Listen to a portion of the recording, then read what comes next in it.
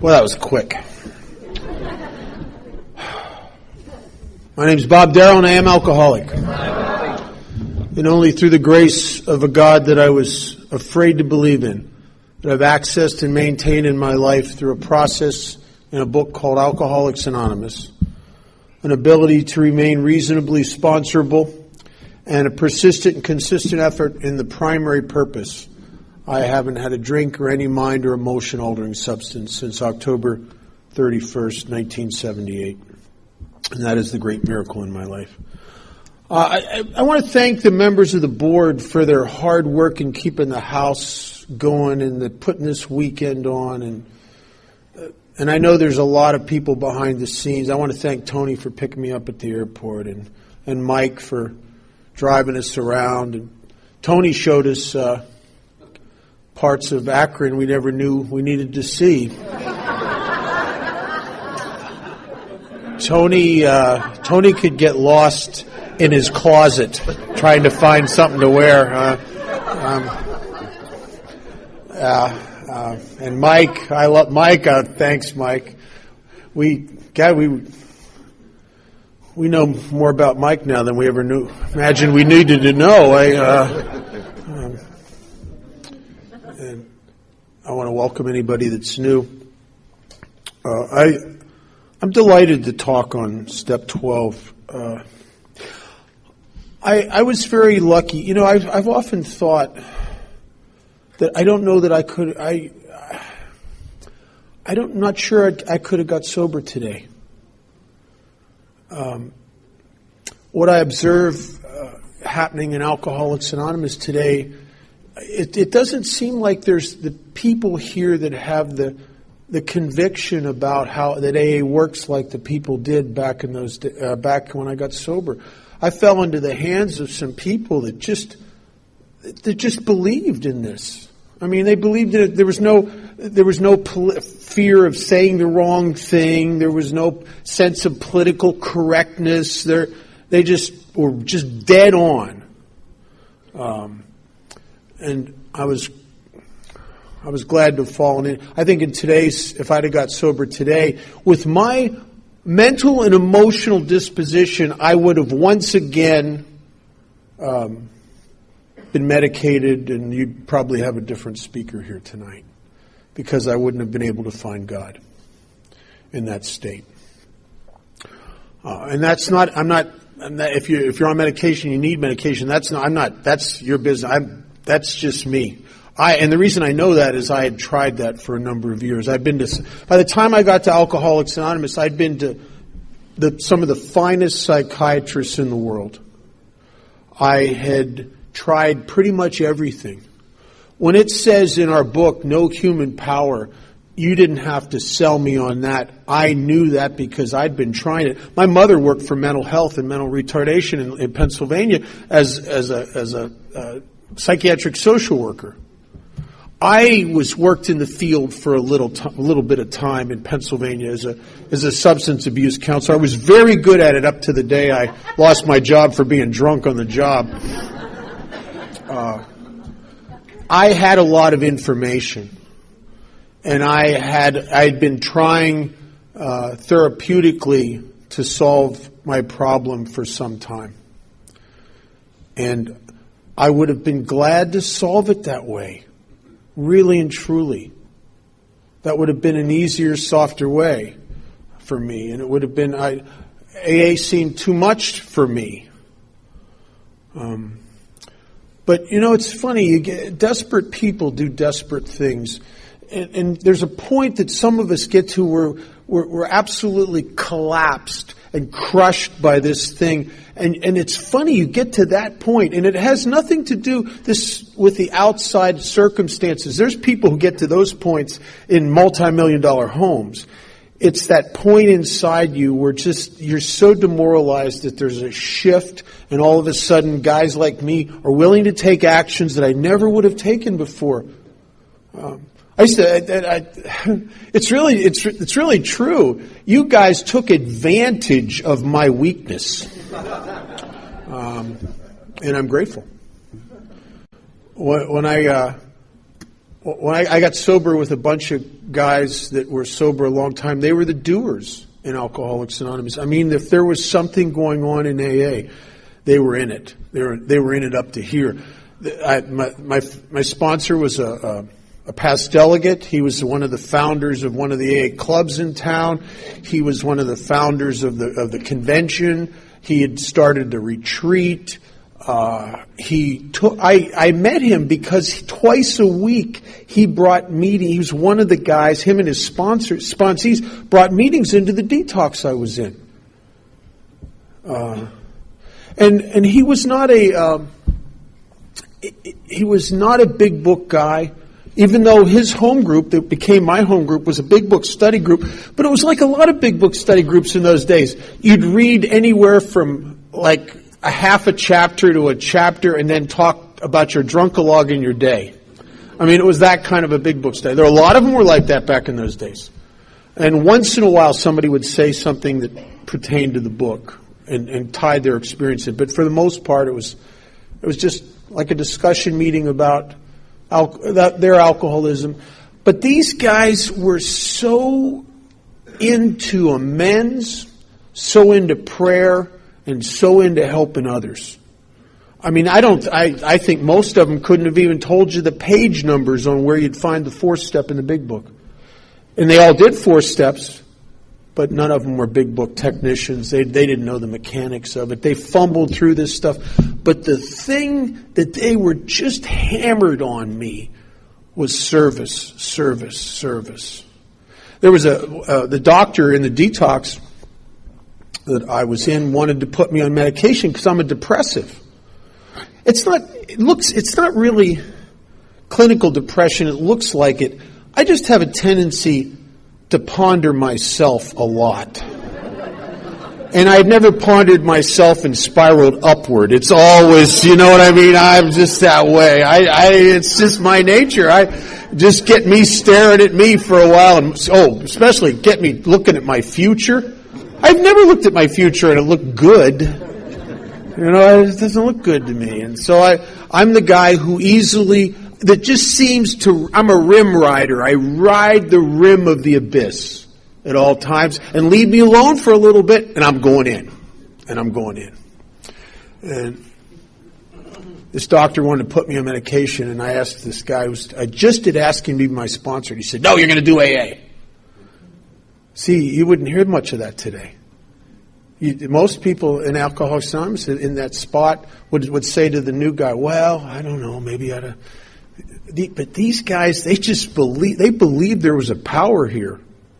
A power that could even guys that seemed to be handicapped as I was by all these mental and emotional problems, they believed in Alcoholics. They believed in the grace of God. And I was demoralized enough just to do what they said.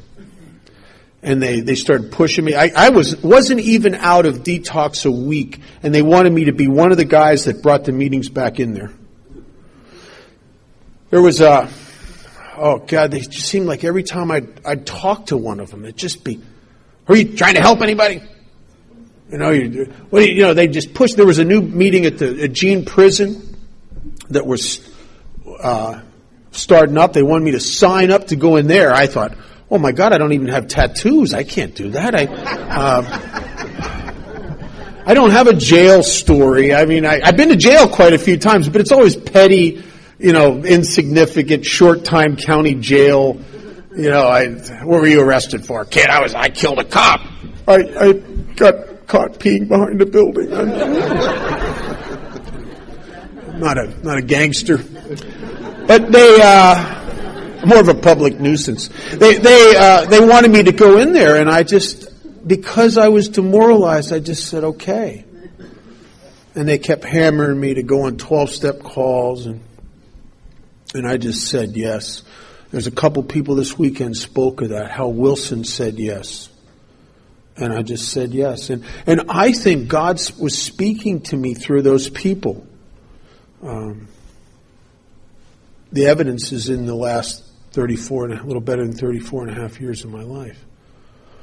And so they started pushing me to do all this 12-step work, and I went through periods where it seemed like every day. When I was 6 months sober, I got my driver's license back. I wasn't supposed to get it for another year. But you know how that funny little shifts in the universe, little funny things start happening when you're willing to say yes. God facilitates that. And I got my driver's license back before, and a guy in AA, I was never going to be able to get a car because I'm working a $3 and something an hour job. I just barely pay my rent. And the guy in AA said, my dad died. He left me this old beat up car, and he says, I'll tell you, you need a car, don't you? I said, yeah, I do. And he said, he can have it. Just pay me $200. You can give me $50 a month for 4 months. I thought I could do that. And this was a great newcomer car. It's Las Vegas. Back in those days, 120 degrees, no air conditioning. Which you want to learn tolerance? Get in Vegas traffic midday in August with no air conditioning. You will learn patience and tolerance. The windows were electric and they were all broken in different positions. Right? You had to drive. The lining in the car was ripped and fallen down, so you sometimes had to move it up to see. And the driver's door was tied shut with a piece of rope. So you had to get in and out of the passenger side. One of the headlights was burnt out, and it was 2 headlights on each side. And I didn't have enough money to replace the headlight. So what I did is I covered the two of the headlights up with aluminum foil. So when you put the headlights on high beam, 2 lights would come on, and people wouldn't think you had your high beams on. At least not much. And so it was a great car, and they told me I should fill it up with new guys. And I'd go to the Samaritan House, and I'd put these guys in my car, and we'd go to meetings, and we'd go out to coffee, and we'd talk about our hope. I don't know. I didn't have that much experience. I didn't have really any, and I didn't have any strength. But I had hope. I did have that. See, I thought for the first time in my life that maybe there was something here for me. I guess I thought that enough to take the actions. But I'm messed up. I'm going to 20 meetings a week. I got all these commitments. When I was barely 3 months sober, they made me a secretary of a group. I had to bend the rules for that one. And I said yes, and that scared me, because I'll tell you why, because I was afraid I would steal the money. I didn't know that rigorous honesty was that kind of thoughts. And I never did steal the money, and I talked about it. I said, I'm afraid. He said, that you won't steal the money. I said, I've done stuff like you're on they believed that something was happening to me, and I never did steal the money. I was tempted to make loans from time to time, but I didn't steal the money. And so I'm going on all these 12-step calls. I'm a greeter. I'm going to the prison. I'm going back into the detox. I'm doing all this stuff. And I don't think it's working, because intermittently I still struggle with depression. Because when I'm not in a meeting and I'm not doing service, I just start slowly slipping back into me again, right? I think I'm the kind of guy that could go on a 12-step call and be relieved of the bondage of self. It's like flushing a toilet. It just empties out, and then just immediately I just start filling up with me again. You know what I mean? It's just an automatic thing. And so I don't think it's working, because it's not a permanent once and for all fix. Now, when you think about it objectively, it's kind of ludicrous that I would imagine that AA was going to have a once and for all permanent solution to a chronic illness. It doesn't work that way. That'd be like having the ultimate dose of insulin and you'd never be diabetic again, right? It's not like that. I never thought that when I was drinking. I would get relief from me with a bottle of whiskey, but I always knew tomorrow I'm going to have to re-up. I got to re-up tomorrow. So I don't know why I thought this what's the book say? This delusion that we are like other people who don't have a chronic spiritual malady. This delusion that we're like other people, or maybe presently, maybe like after I do that fourth and fifth step that makes my sponsor go, you know, I don't think anybody in AA has ever done a job like that. After I have so many sponsees that we march into meetings and they just keep coming in, you know. There is no permanent solution to a chronic illness, but there is treatment, and it's a joyful treatment. So I don't think it's working, and I come home from work one night and I'm sitting on the sofa, and I recently ended my first attempt at a sober relationship, which was all I had to bring to the table was like vacancy, you know. I just fill me up, you know. I had all this. I was like the black hole of love, you know. My job, I've been going through jobs. I went through 9 jobs my first 4 years of sobriety. It doesn't look, when I come home, I've been to 2 meetings that day, I'm sitting on the sofa and I'm looking at all of this. And it doesn't look good. Because it looks to me like I'm never going to have anything. I'm never going to be, it looks bleak to me. And AA's not working. And I'd just been to a meeting earlier where everybody was successful and hooked up and their miracle stories, you know, one of those kind of meetings, you know, where it's like AA show and tell, you know, and I just sit there, you know, so I'm at home and I'm pondering my life and I start to sink into this horrid depression. It's horrid.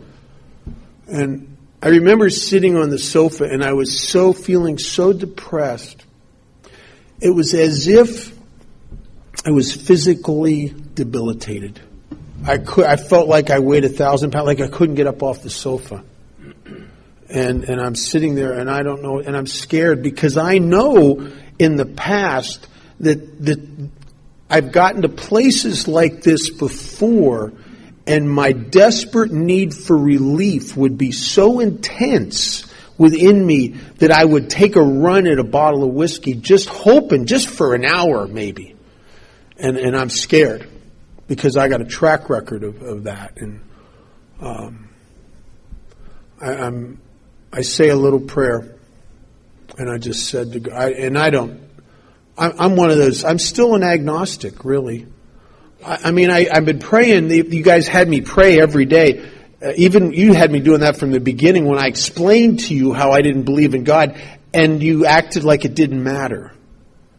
And so I've been praying. But as far as this conscious contact thing goes, I don't have that. I have a willingness to believe, like it talks about we agnostics, but I don't really believe yet. Not really, not truly. And so I say a little prayer out of desperation, a little foxhole prayer, I suppose, and I look at the clock, and it's almost 10 o'clock at night. And there's an AA meeting at 10:15 up on the strip at a little chapel called Duffy's. It was a Between the Shows group. And I used to go up there quite a bit because there were a lot of days I'd go to 3 meetings. 4. On my days off, I'd go to 4 or 5. And you could do that in Vegas. And I thought to myself, man, if I could just get to that meeting, maybe something would snap me out of this deal. And I don't know if it was the prayer I said or just an extreme effort of willingness, but somehow in my just debilitated condition, I muscled myself off that sofa and shuffled out to my car like a mope. You know, when I'm depressed, I walk depressed. You could tell I'm depressed across a 100-yard field. You know, I'm just that guy. And my hair gets depressed. Everything gets depressed. And I go to the meeting, but I can't hear anything. This is a level of narcissism. This is a level of self-obsession that disconnects me from everything in the world. Because what happens, I'm going to a meeting hoping that God's going to talk to me through the people in the meeting and give me something to snap me out of this thing. The problem is I can't hear you. Because the people sharing in the meeting is so distant from me, like music in a doctor's office. It's just vacant, distant chatter. Because the big show's on the inside.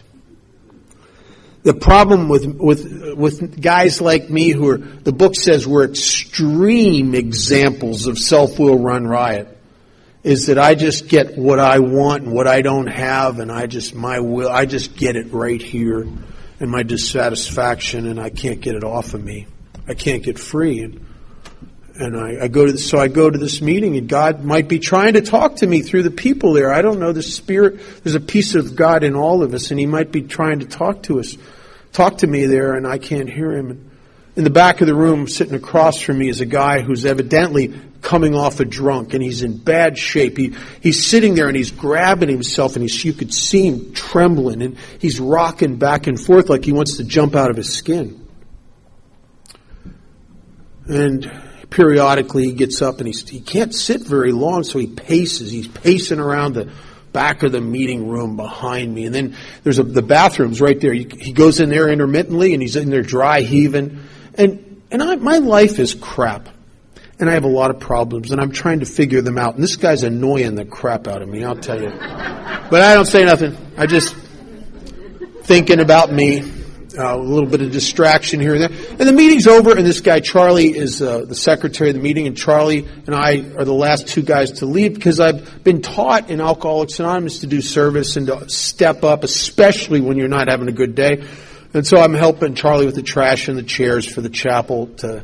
And Charlie and I are getting ready we're leaving, and he's locking the front door, and we look across, and the guy who's coming off the drunk's laying right in front of my car. Like I will have to step over him to go home and ponder my life more deeply. Which is exactly what I think I would have done if it wouldn't have been for Charlie. Charlie knows my sponsor. Charlie has a big mouth. Charlie will tell everybody in Alcoholics Anonymous what a lousy member I am if I don't go help this guy. And I don't want to help this guy.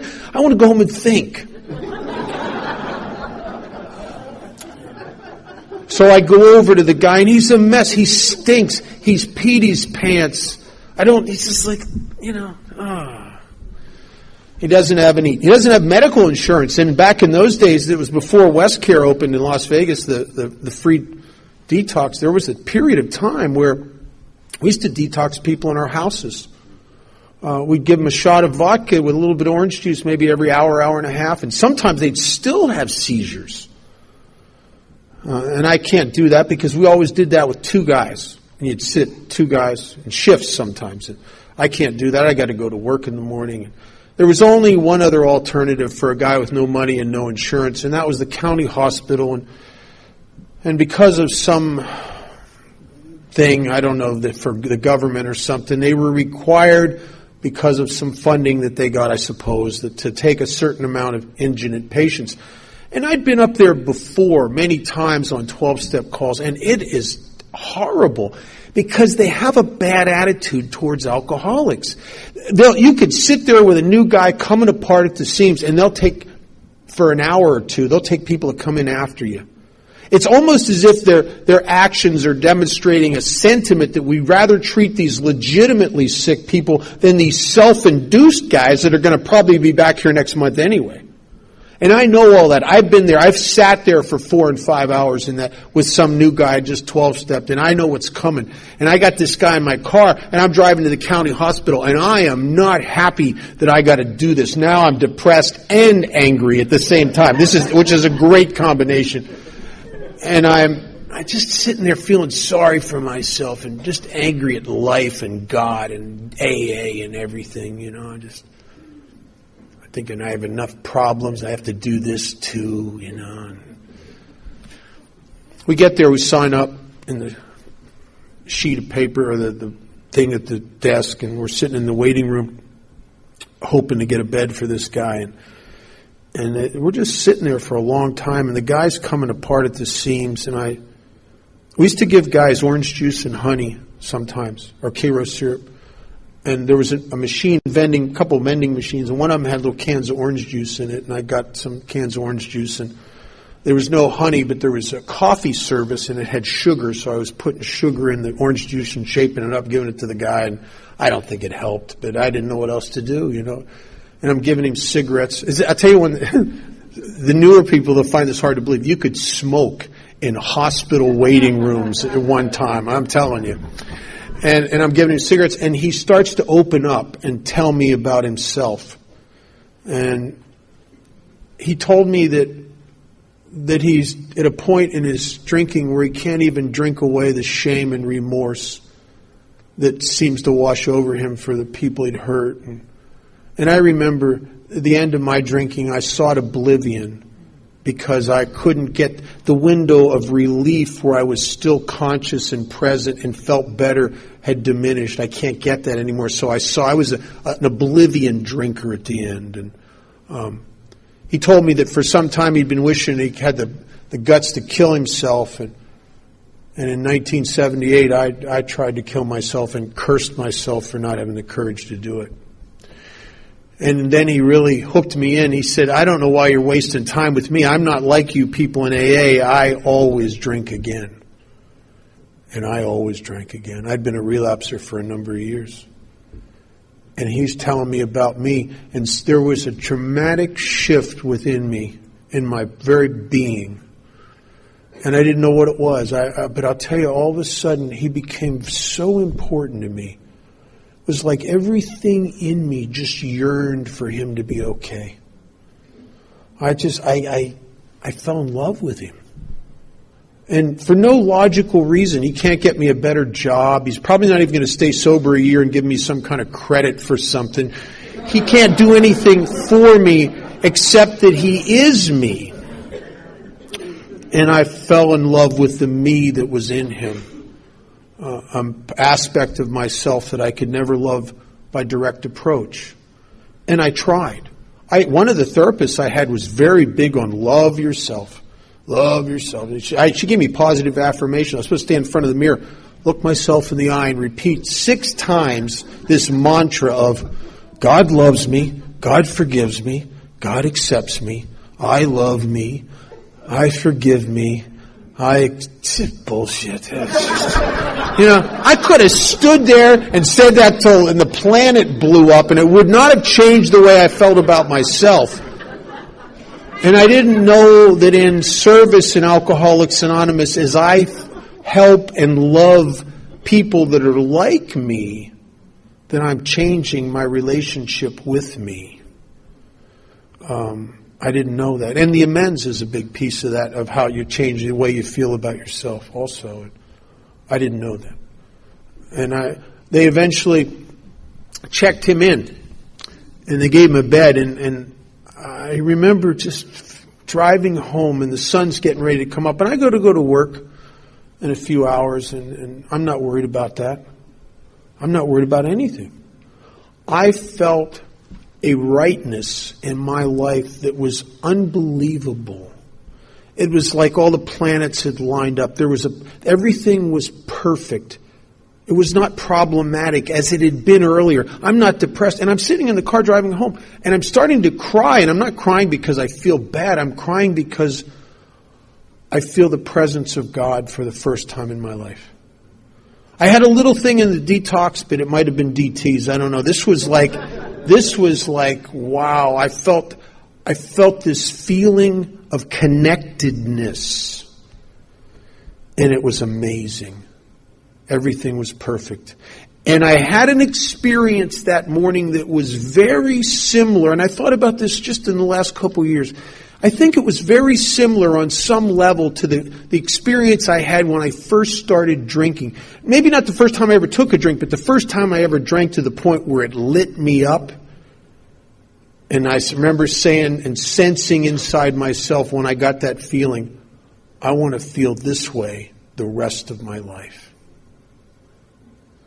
And that morning I remember feeling like I want to feel like this the rest of my life. And I didn't know that I had hooked into the juice here. A juice that I'd been getting little bits and pieces of over the years, but it evaporates. And I started to understand the wisdom of Alcoholics Anonymous and why these old-timers knew something I didn't know, and why they were hammering me to do service. I argued with one guy. I still did it, but when I was new, I had all this therapy background, and they're pushing me 12-step call to work with others, help others. And I said to this one guy when I was fairly new, I said, I know what you're saying, but for God's sakes, don't you think I should work on me for a while? And he rears back and he says, work on you? You've done quite enough of that. Stop it. And when he said that, I didn't argue. I thought, I have. I mean, you'd think if I could have been fixed, I'd have been fixed by now, for God's sakes. I'd tried everything. And I knew why they asked me to, pushed me to do this, that they knew that no matter how extreme the example of self-will was, no matter how obsessively, narcissistically self-absorbed a guy can be, no matter how prone I am to depression and self-pity, and no matter how much I have a tendency to just get me on me, and I can't get me off, they knew if I stayed in those actions long enough, that I would start to make a connection and I would get freed from the bondage of self and God would show up.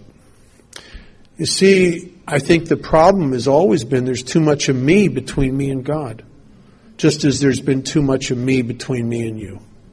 In the bedevilments on page 52, everything in there is symptomatic of a self-obsessed person. Problem with personal relationships. Well, I wouldn't if they'd mind. Prone to misery and depression. Feeling of uselessness. In your early sobriety, did you ever just try to stare at your life as if you want to find meaning in it? I've never. It's just horrible. It's like, what am I going to be when I grow up? And everything that I ever needed was already in place, and I didn't know it. You guys just encouraged me to take actions that would get me out of the way so I could wake up to the great reality that had always been there. And I didn't know it. So you guys are hammering me to do all this stuff, and now I'm doing it because I want to do it. Now I've claimed my primary purpose, and I've been doing a lot of that stuff over the years. And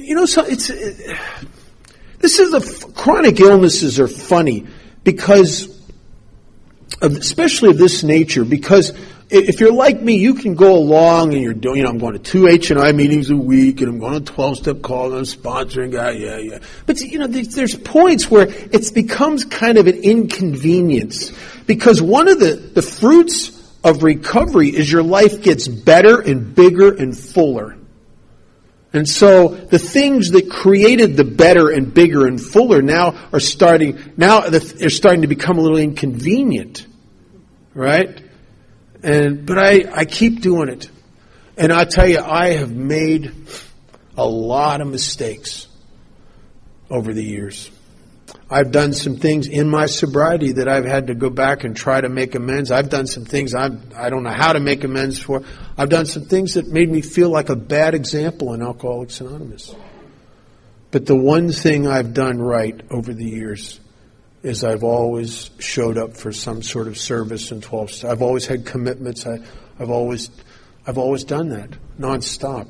And I think that in and of itself has kept God in my life. Bill says something in the beginning of working with others. He says, nothing will ensure immunity to drinking like intensive work with other alcoholics. It works where all other activities fail. And man, it sure does. And I don't know that in a sense I'm building a defense. I'm building a weapon. I'm building a structure in my life that is one day going to save Bob from Bob.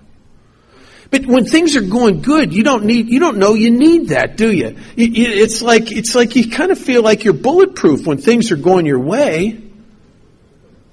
And then in my 11th year of sobriety, the wheels came off my life in a way I never would have imagined it. It was a horrid 6 months or more, close to a year, just one of the toughest years I've ever had, drunk or sober. And basically what happened is I was married to a gal. We had a daughter who I fell madly in love with. I was the first human being to ever hold her. She cried her first tears in my arms. She stole my heart.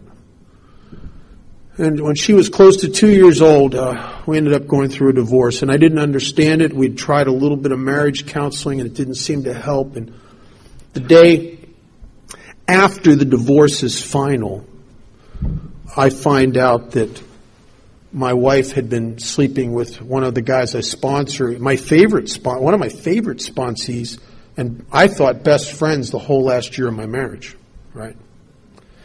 And it's gut shot me, and I am insane. I don't know if I've only ever shared this, I think, one other time. I'm not proud of this, but I was sponsoring a guy who was very connected, and his family owned several casinos, and they were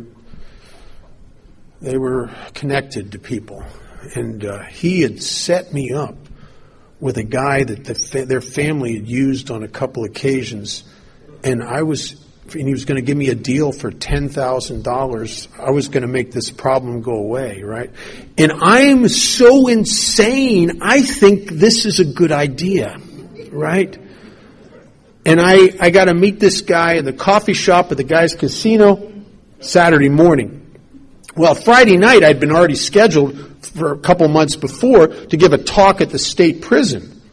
And I don't want to go talk at the state prison. I'm telling this guy I sponsor who's in charge of the meeting, I said, I don't have anything to give anybody. I'm too bad, messed up right now.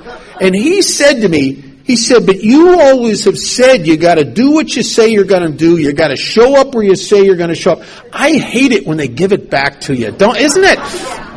And he puts me in his car, and I go up to the Indian Springs prison. We go through the security. We go into the chapel, and I'm supposed to talk. I'm supposed to give these guys hope. I don't have any. So I talked a little bit about what it was like and a little bit about what happened to me when I was new. And then the floodgates opened up, and I just started talking about what I was going through. And after the meeting, a guy comes up to me, and he says, you remember me from the care unit? I said, no, I don't. And I used to take a meeting in there every Monday night until they closed, till they went out of business. I said, I'm sorry, I don't remember you. He said, maybe do you remember me from the news, TV? I said, no, I don't.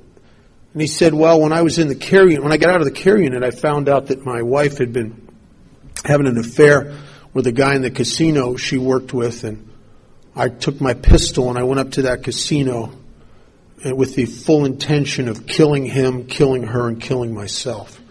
And he said, I shot him, but I just nicked him and wounded him in the shoulder, and the security guards had jumped me in that casino.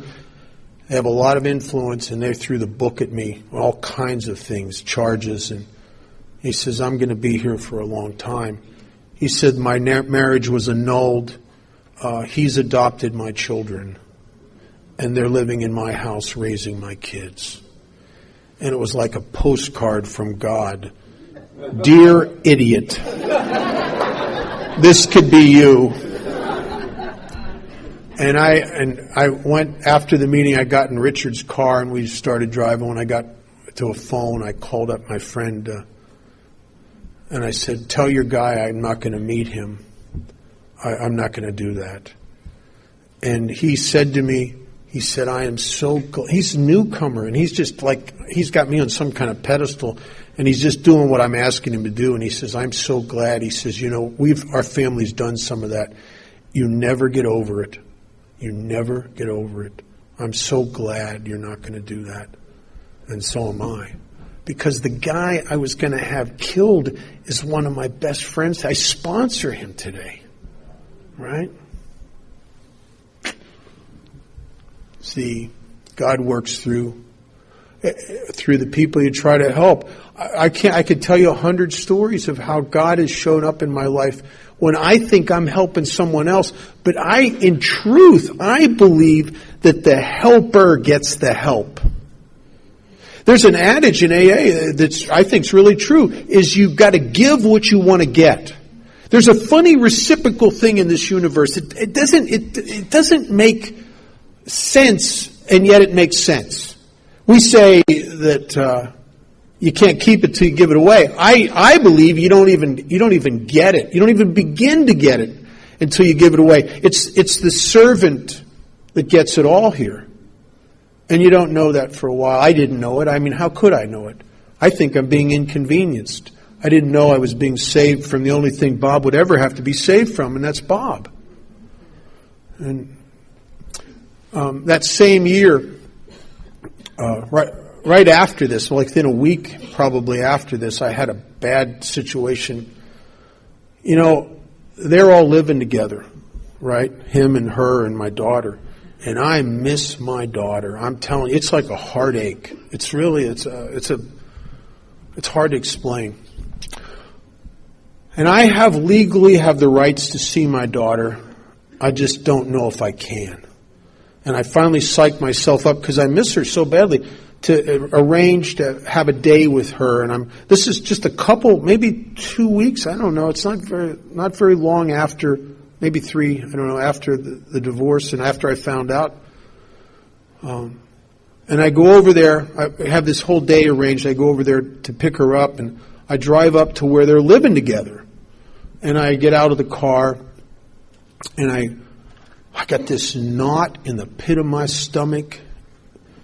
And I just trying to do the right thing. You know, people in AA have always said you got to act better than you feel, and you know, you can, et cetera, et cetera. And so I'm trying to be an example. And I go up to the door and knock on the door, pushing aside all the things I really should say to them. But I'm not going to do that. I'm just going to be a good guy.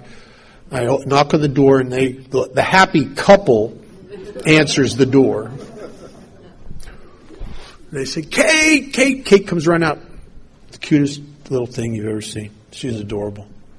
She's got this little new dress on. She's just adorable. She comes out, and I take her by the hand, and we go out and get in my car, and we drive off. I got a whole bunch of stuff we're going to do today, because I have such feelings of inadequacy when it comes to being a dad. Tremendous feelings.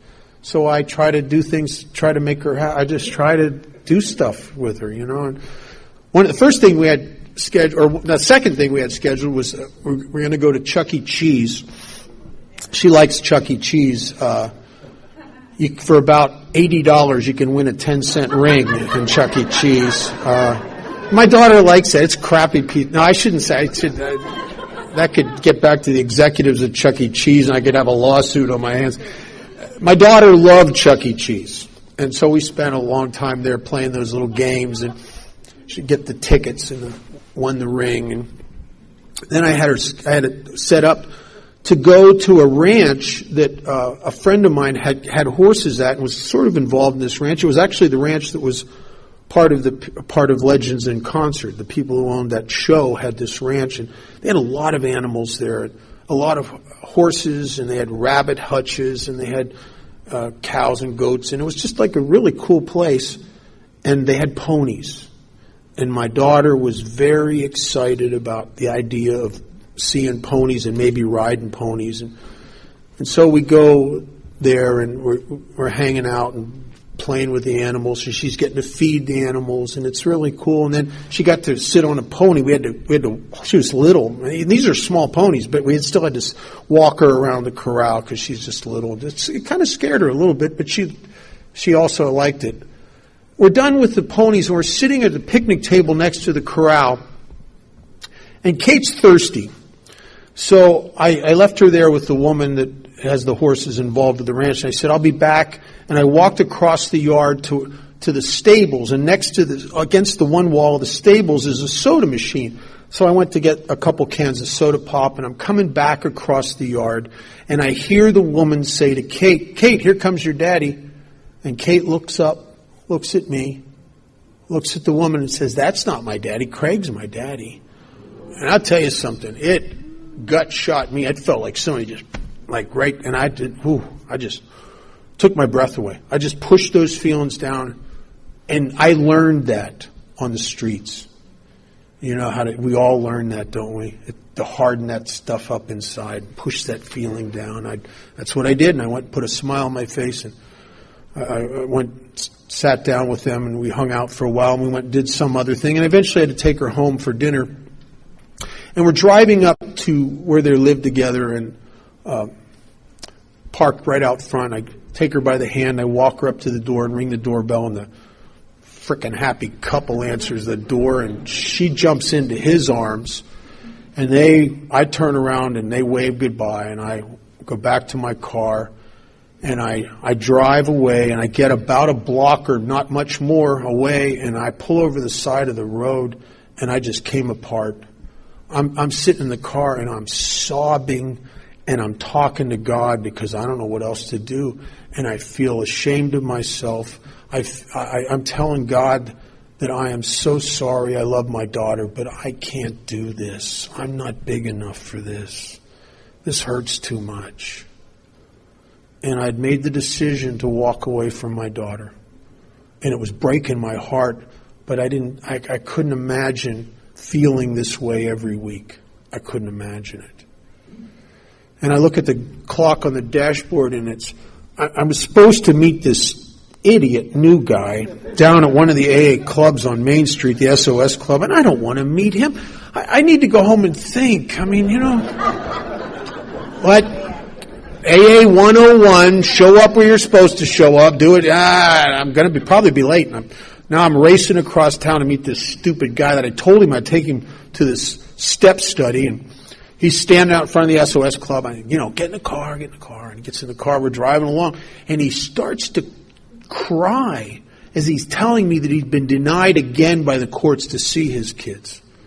And I'm looking at him and his pain and loss, and I'm thinking, there's only one person that can stop you, Bob, and that's you.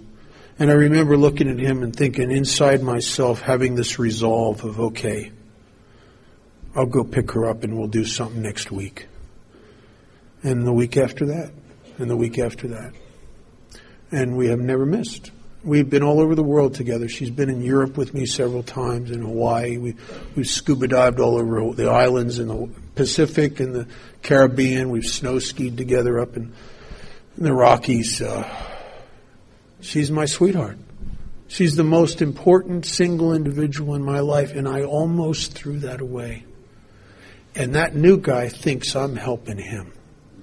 Right? See, I am one of a school. There's different. You can almost imagine different schools in Alcoholics Anonymous. One school that believes that the real purpose of AA is to get closer to God, and another school that believes the real purpose of Alcoholics Anonymous is to help others and to help other alcoholics. I think they're the same thing. See, I am damaged in a way that I have this inability to access God directly at times because I'm too full of myself. I don't mean to be, but I am. And so I need some sort of vehicle, some sort of actions that I can take in my life that are going to, at best, intermittently relieve me of the bondage of self. To take enough of me off of me that I can visit the presence of God and develop that conscious contact intermittently. And I say intermittently because I don't believe anybody gets it 24/7. There are people who say they do, but they're usually asking for money on TV. I think the best guys with the spiritual malady that I have get is we get drive-bys, where I'm connected to God and I feel His presence and I feel that deal, that oneness, that rightness, that unity, and then it seems to fade as Wilson talks about in his story, how it was quickly replaced by worldly clamors. And I think, in my experience, that 12-step work has facilitated a relationship with God. I pray every day. I take 2 hours in the morning. I've done that for a long time. I didn't always do that. My first 15 to 20 years of sobriety, I used to get up throw a couple prayers at God and hit the pay. And I'll tell you, that's a bad way to start your day, because you carry that angst all day with you. And I take no matter what. Even when I got to get up at 2 a.m., I'll get up 2 hours earlier to spend that quiet time. And I like the disconnect I get from me and my ego in that time. It takes me a while till the chatter's over here, and I'm starting to. I realize who I am. I'm the observer.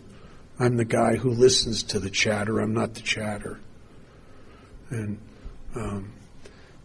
but I started about, 15 years ago, probably 20, I don't know. I started doing page 86 and 87 every morning, in addition to the other meditation, the exercises I was doing.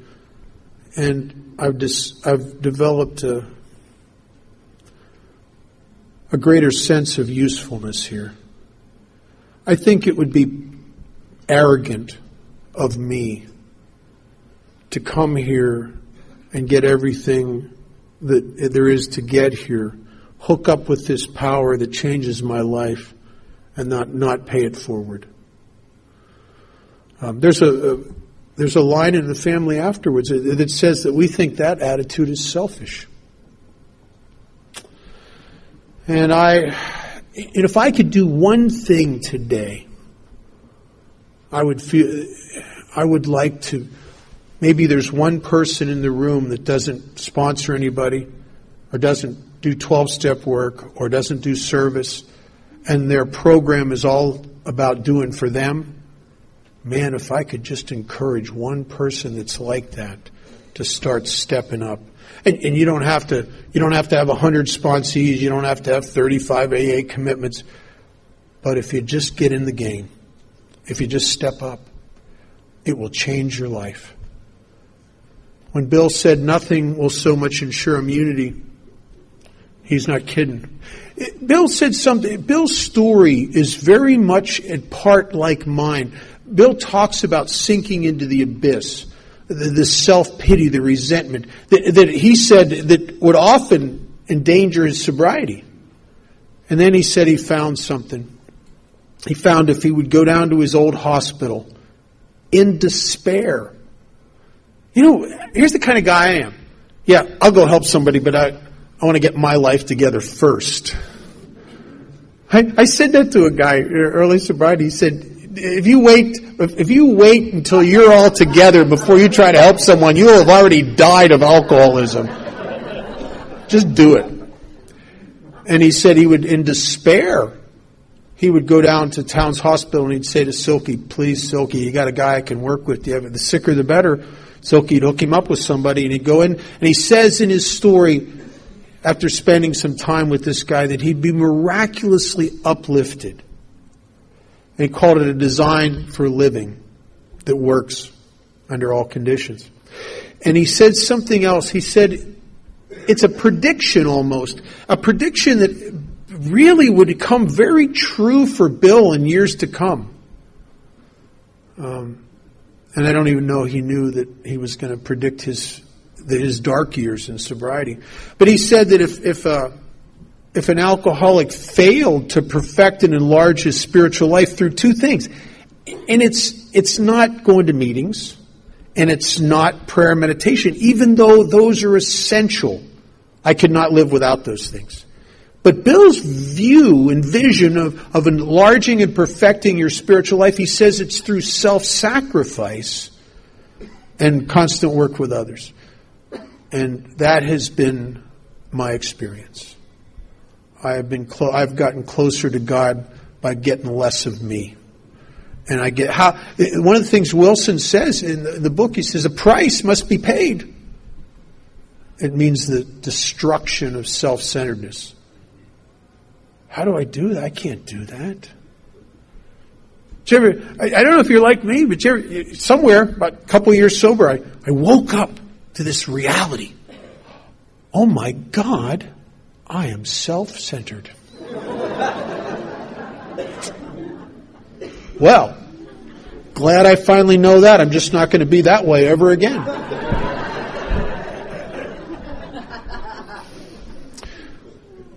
Self can't move self out of the way. I have to have grace. Bob says something that I think is so perfect. He says that farmers don't grow crops. They create an environment in which crops can grow. And I think that that is what happens in Alcoholics Anonymous.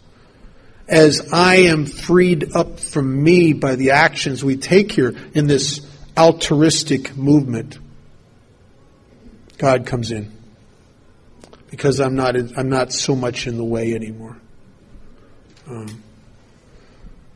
I know that there have been times in my sobriety where I've big financial reverses, problems with divorces, problems with all kinds of problems. And reading spiritual books doesn't help. Do you ever try to, when you're really in a bad spot, try to read spiritual? You could put a gun to my head 30 seconds after I read it and say, tell me one thing you said. I don't know. It doesn't get into me. Prayer doesn't even really work. And I will pray. I'll pray like hell at times like that. But there is no consciousness of God. It's just rote. What I need at those times is a seeing eye newcomer to pull me out of the fog, right? Because the fog of Bob has settled down and wherever I look, I can't see nothing except me. I was down in Jacksonville, Florida, a few years ago doing a retreat. And I got there late because sometimes the airlines, you can't, if you got to talk somewhere Friday night and you fly cross country out on Friday, there's a high probability you're not going to make it because you're often 2 hours late through. That's just the way it is a lot of times today. And I was supposed to start at 7 o'clock. Well, I didn't even get to the facility until after 8. And now it's dark. And the sun's gone down. And we get into this room, big room, all glass windows, floor to ceiling on the one side. And they're very excited about, wait till you see what's out there. It's the river, there's gardens, there's fountains, there's flowers, there's trees hanging over the river covered with moss. It's the most beautiful thing you've ever seen. Well, it's dark out there. So I just looking out and I see me, is what I see. That's all I see is me. And it's like very much in early sobriety when you talk about God, and I'd try to look for God. I'd go inside myself. I'd hear the old guys like Chamberlain say, God's inside you. I'd go inside looking for God. I don't find God. I find so much of me. I got to turn the TV set on. I'm nuts. I find Legion. I don't find God. And the reason is that there's no light. See, all I can see is me. And so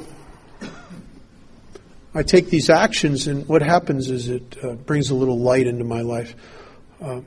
There's one of the things that's happened in my life as a result of sponsoring people, and I tell guys, I have guys I sponsor who have been around Alcoholics Anonymous for 20 years and never sponsored anybody.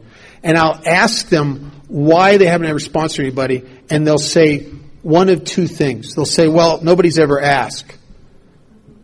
What meetings are you going to? They're going to meetings where nobody's looking for a sponsor. I say, you got to find some good fishing ponds here if you want to catch fish. I go to hospitals and institutions and newcomers meetings for the same reason Willie Sutton said he robbed banks. He said, well, that's where the money is. And so I'll get them going to those places, and then I'll and then I'll say to them, don't wait for them to ask you. Bill Wilson didn't wait for Bob. I'll tell them something. They're afraid to do it. They think, well, what do people think? I say, look, you go up to a new guy, introduce yourself, try to have a little conversation with him. Ask him some point, do you have a sponsor? If he says yes, he's got your phone number. Tell him, you can call me. You're ever in trouble and you can't get a hold of your sponsor, feel free to call me. If he says no, say to him, I need to sponsor people. And if you would want me to sponsor you, I would be honored to do that. And you'd be surprised how many people will light up when you say that because they've been told they need to get a sponsor, but they're too afraid to ask someone. And you've just given them the greatest gift they've ever gotten. And if they say no, it's like next. And I've had other people say to me, how come you don't work with new sponsor? Well, I sponsored 2 people, they both drank again.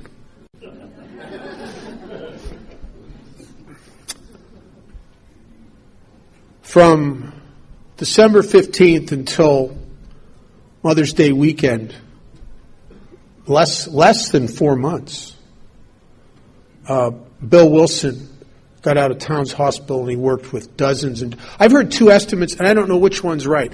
I heard 75, and then somebody else said 96. And I haven't dug into this. I don't know, but it's a lot. You're giving up after 2? Stop it.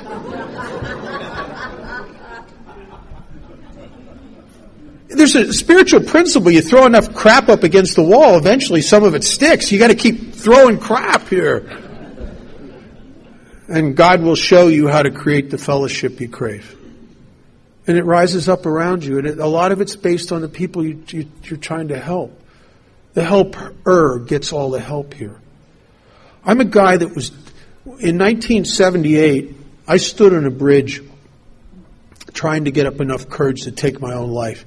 And I don't think on an emotional level it felt like I was dying of alcoholism. It felt like I was dying of loneliness because I don't fit anywhere.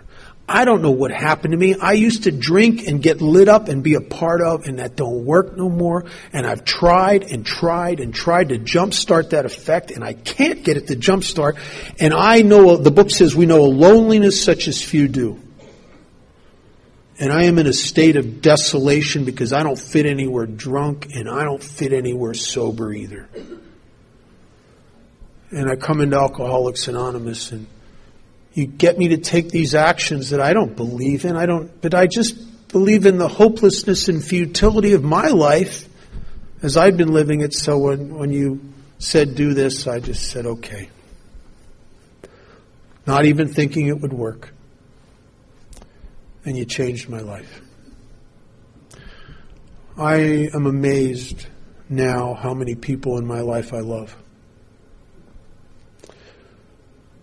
Sometimes I remember what it was like, and I'm amazed what has happened to me here.